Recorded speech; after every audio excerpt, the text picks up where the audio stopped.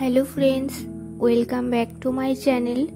আজ আমি তোমাদের সাথে শেয়ার করব সহজ পদ্ধতিতে চটজলদি আলু কাবলি রেসিপি।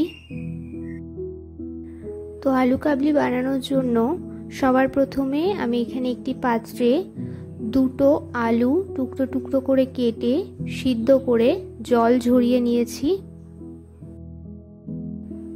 এবার এর মধ্যে সবার প্রথমে দিয়ে দেব একটি বড় সাইজের মিহি করে কুচনো পেঁয়াজ, একটি টমেটো কুচি আর দিয়ে দেব দুটো কাঁচা লঙ্কা কুচি।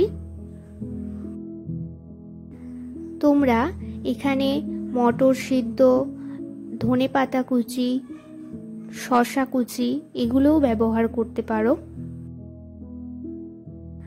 এবার এর মধ্যে আমি দিয়ে দেব এক বাটি ছোলা সিদ্ধ।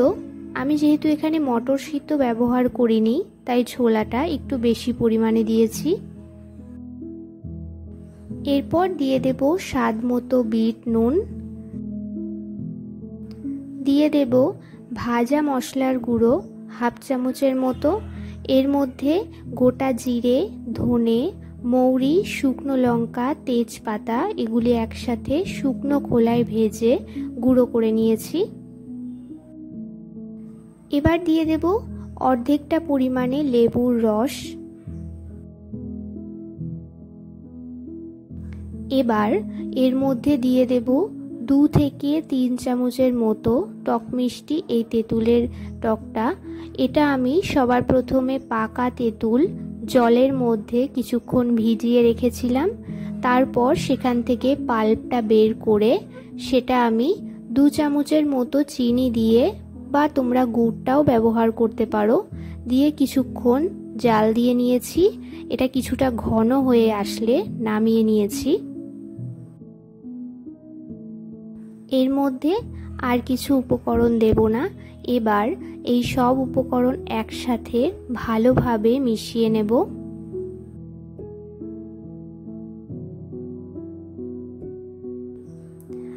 আলু কাবলিটা মোটামুটি তৈরি। এবার এটাকে সার্ভ করব। আর কিছু উপকরণ দিয়ে উপরে গার্নিশ করে দেব।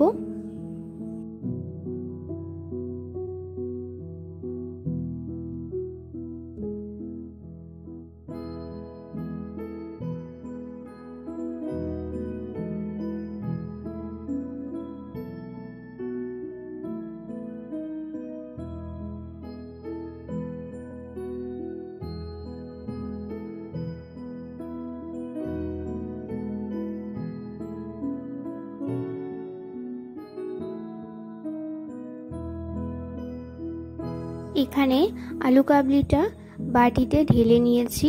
এবার এর উপর দিয়ে আরও কিছুটা করে টক মিষ্টি সেই তেঁতুলের চাটনিটা দিয়ে দেব।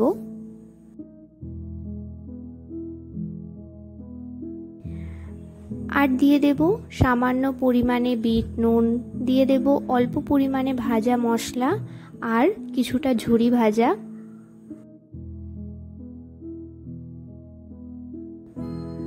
তো তৈরি হয়ে গেল খুব সহজ পদ্ধতিতে কম উপকরণ দিয়ে চটজলদি আলু কাবলি রেসিপি।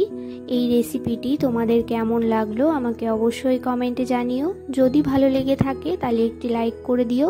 আমার চ্যানেলে নতুন হয়ে থাকলে চ্যানেলটি সাবস্ক্রাইব করে পাশে থেকো। দেখা হচ্ছে নতুন কোনো ভিডিও নিয়ে।